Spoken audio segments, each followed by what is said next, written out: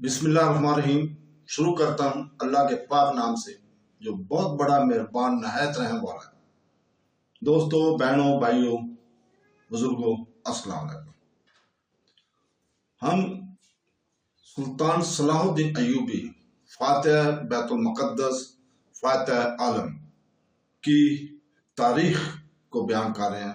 آج ان کی 11ویں قسط شروع کر رہے ہیں، اور اس قسط میں ہم بیان کریں گے کہ صلاح الدین ایوبی پر ایک عورت کی عزت لوٹنے کا واقعہ، اس کو بیان کریں گے۔ تو ہم پچھلی قسط میں بتا رہے تھے کہ سینٹ برنارڈ کی جذباتی تقریر نے عیسائیوں کو جھنجھوڑ کر رکھ دیا، وہ چیخیں مار کر رونے لگے۔ ابھی سینٹ برنارڈ کی تقریر مکمل نہیں ہوئی تھی کہ شہنشاہ فرانس نے اس کے ہاتھ سے صلیب لے لی اور پوری طاقت سے چیختے ہوئے کہا، میں صلیب کی قسم کھاتا ہوں کہ عماد الدین زنگی کے دونوں بیٹوں سیف الدین اور نور الدین سے اڈیسیا کی شکست کا شدید انتقام ہوگا۔ ادھر دوسری صلیبی جنگ کی تیاری پورے زور شور کے ساتھ ہو رہی تھی، اور سلطان نور الدین زنگی کے دربار میں ایک ایسا تکلیف دہ واقعہ پیش آیا کہ جس نے پورے شہر کو ہلا کر رکھ دیا۔ ایک دن سلطان کا دربار آراستہ تھا کہ 16-17 سال کی حسین اور جمیل لڑکی 2 محافظوں صفائیوں کے ساتھ زارو قطار ہوتی داخل ہوئی اور تخت کے قریب پہنچ کر فریاد کرنے لگی، سلطان عادل، مجھے انصاف چاہیے۔ لڑکی کے آنسوؤں اور ٹاک لہجے میں سلطان نور الدین زنگی کو مسترب کر دیا، اے قوم کی بیٹی، تیرے ساتھ کیا ظلم ہوا ہے، بیان کر۔ سلطان عادل، میں ظالم کا نام لیتے ہوئے ڈرتی ہوں۔ اچانک لڑکی کے چہرے پر خوف کے سائے لرزنے لگے۔ میرا مجرم آپ کے دربار کا ایک با اثر شخص ہے، مجھے اندیشہ ہے کہ کہیں یہ قربت اور رسائی آپ کے انصاف میں خلل نہ ڈال دے۔ لڑکی کی بے باکانہ گفتگو سن کر دربار میں بیٹھے ہوئے امرا بھی پریشان ہو گئے، کیونکہ آج تک کسی سوالی نے اس طرح سلطان کو مخاطب نہیں کیا تھا۔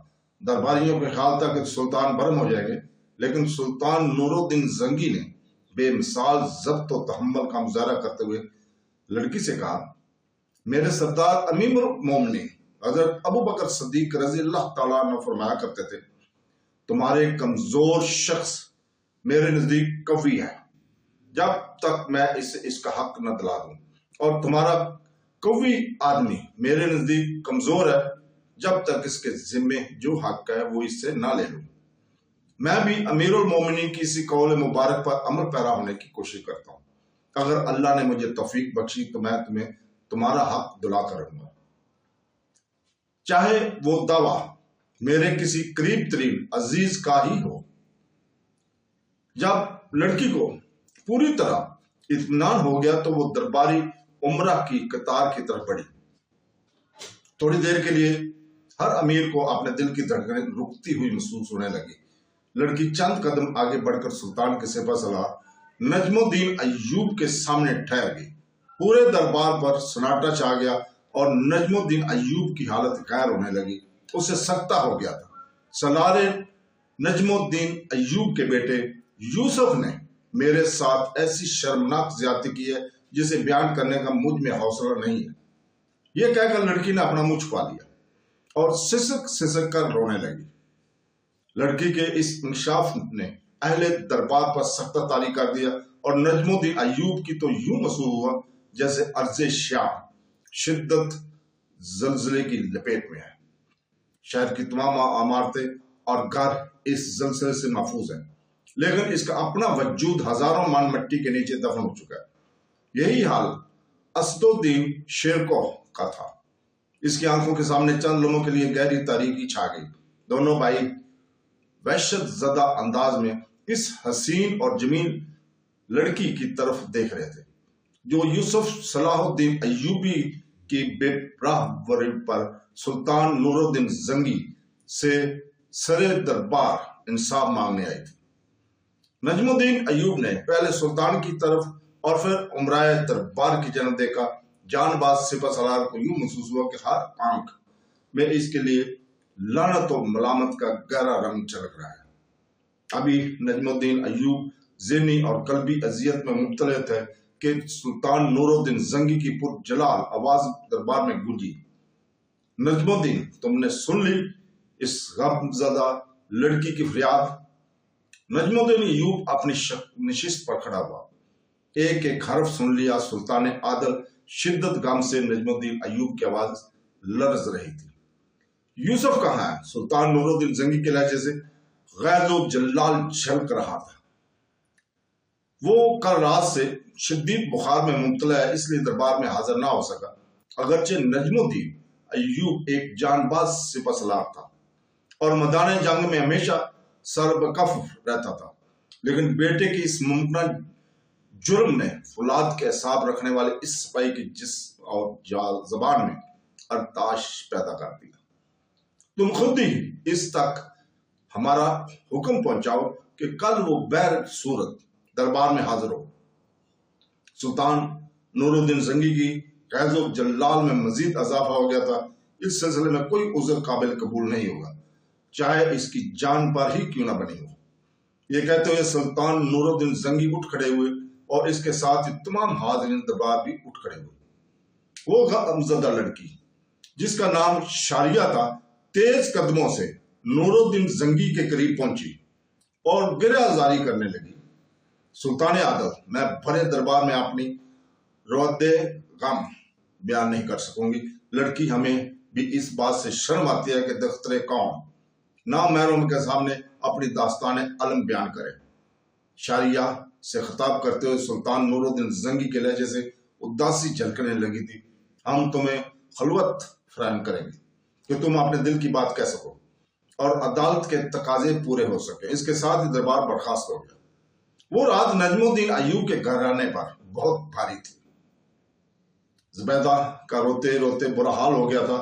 نجم الدین ایوب اور اسد الدین شیر کو بخار میں مبتلا یوسف صلاح الدین پر برس رہے تھے۔ ہم نے اپنی عزت و آبرو اور جاؤ حشمت کی جس عمارت کی برسوں کی انتھک محنت کے بعد تعمیر کیا تھا، تو نے اسے ایک لمحے مٹا دیا۔ بخار کی شدت میں صلاح الدین ایوب کا چہرہ تپ رہا تھا، پھر بھی اس نے قوت ارادی کو برے کار لا کر سمجھنے کی کوشش کی اور ادب کے اسی روایتی لہجے میں باپ کو مخاطب کرتے ہوئے کہا، بابا محترم، میں بے قصور ہوں۔ میں نے ہر قدم پر اس بات کا خیال رکھا کہ میری کسی لغزش سے باپ دادا کی عزت اور توقیر میں کوئی کمی نہ آئے۔ پھر اس لڑکی نے اپنی شرم و حیا کو برائے طاق رکھ کر تجھ پر یہ الزام تراشی کیوں کی؟ نجم الدین ایوب کے لہجے سے شدت غصہ جھلک رہا تھا۔ میں نہیں جانتا کہ اس عورت کو مجھ سے یہ شکایت کیوں پیدا ہوئی، صلاح الدین ایوبی نے نہایت معصومانہ لہجے میں کہا۔ اگر تجھ پر یہ جرم ثابت ہو گیا پھر ہمارے عہد و منصب کا کیا ہوگا؟ ہمیں بھی ذلت و مزاحمت کے ساتھ معزول کر دیا جائے گا۔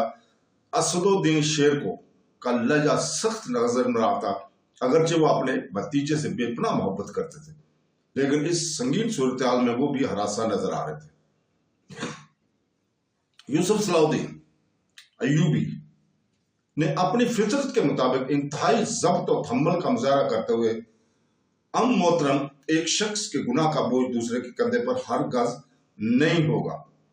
یوسف صلاح الدین ایوبی نے قرآن پاک کی آیت مقدمہ کا حوالہ پیش کیا جس کا ترجمہ ہے، اگر میرا گناہ ہے تو اس کا بوجھ بھی میں خود ہی اٹھاؤں گا۔ نجم الدین اور اسد الدین شیر کو عجیب اذیت و کشمکش میں مبتلا تھے۔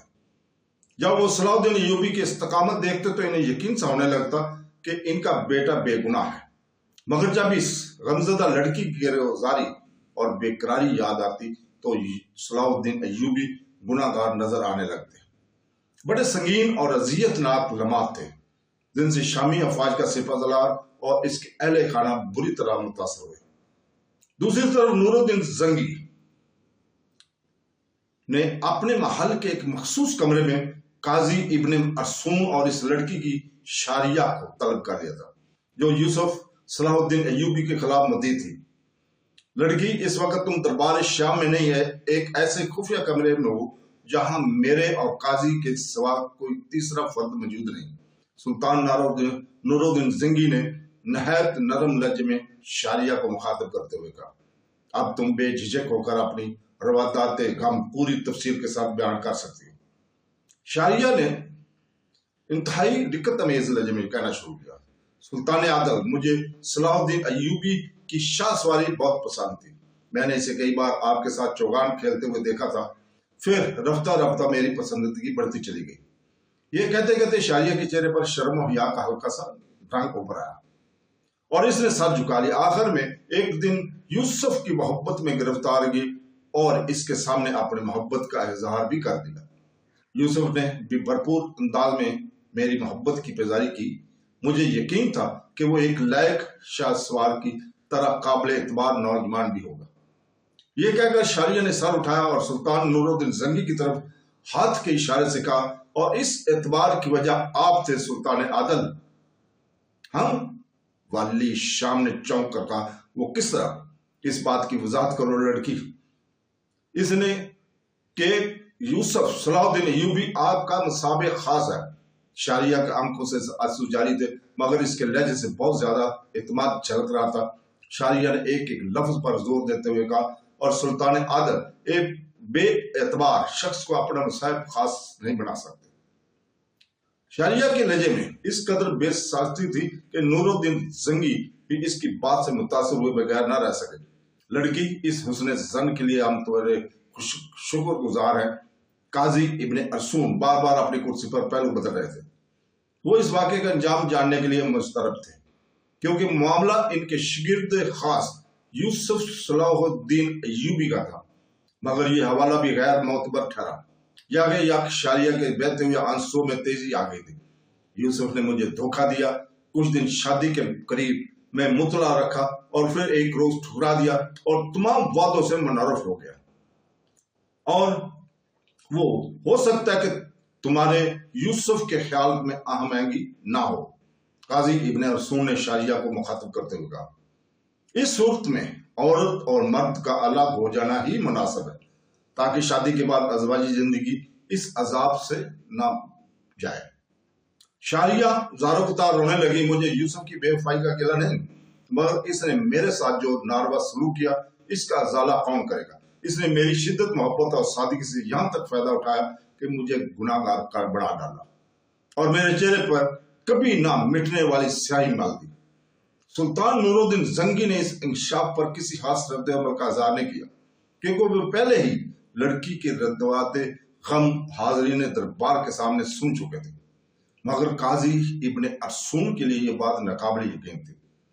इसलिए वो जोश व इज़्तिराब में खड़े हो गए और शारिया को मुखातब करके कहने लगे, यूसुफ ऐसा नहीं कर सकता। मैं इसे खूब जानता हूँ। वो एक साबिक़ किरदार नौजवान है, इंतहाई पाकबाज और संजीदा।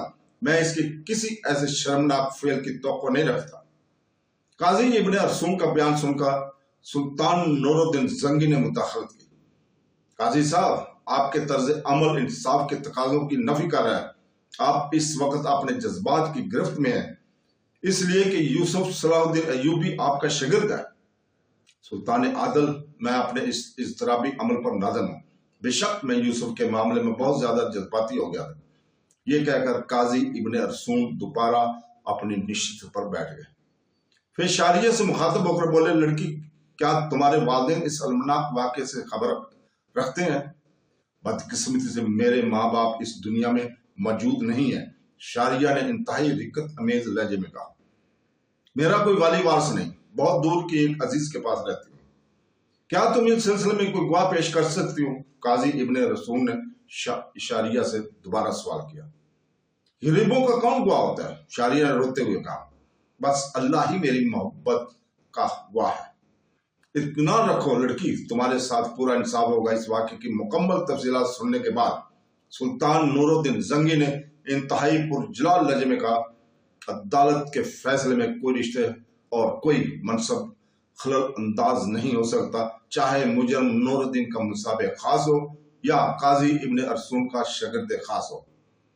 सुल्तान आदल, मुझे मान दी जाए यकायक शारिया के चेहरे पर गहरे खौफ के साए लरजने लगे। मैं एक बेसहारा लड़की हूं और वो बहुत ताकतवर लोग हैं, मुझे अपनी जान का खतरा है। सुल्तान नूरुद्दीन जंगी ने इसी वक्त फरमान जारी कर दिया कि जब तक शारिया के मुकदमे का फैसला नहीं होता और उस वक्त तक महल की कलीजों में शामिल रहे।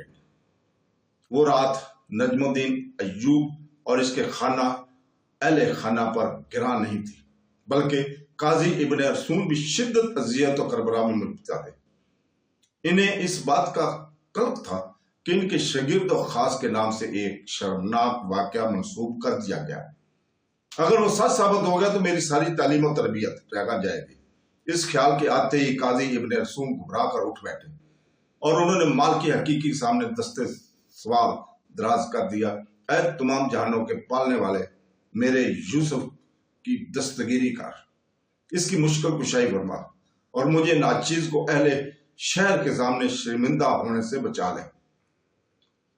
दूसरी तरफ यूसुफ सलाहुद्दीन अय्यूबी की कैफियत नाकाबिले बयान थी।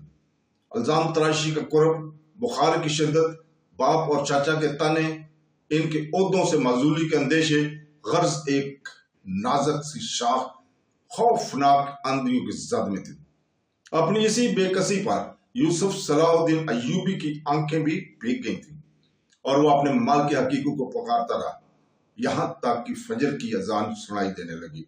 सारे आलम में अल्लाह की कुबराई बयान हो रही थी। यूसुफ सलाहुद्दीन इसी बुखार की हालत में उठा और वजू करके नमाज के लिए खड़ा हो गया। तो दोस्तों, इससे आगे कल इंशाअल्लाह ताला हम पेश करेंगे 12 नंबर किस्त में। कल तक के लिए इजाजत, अल्लाह हाफ़िज़।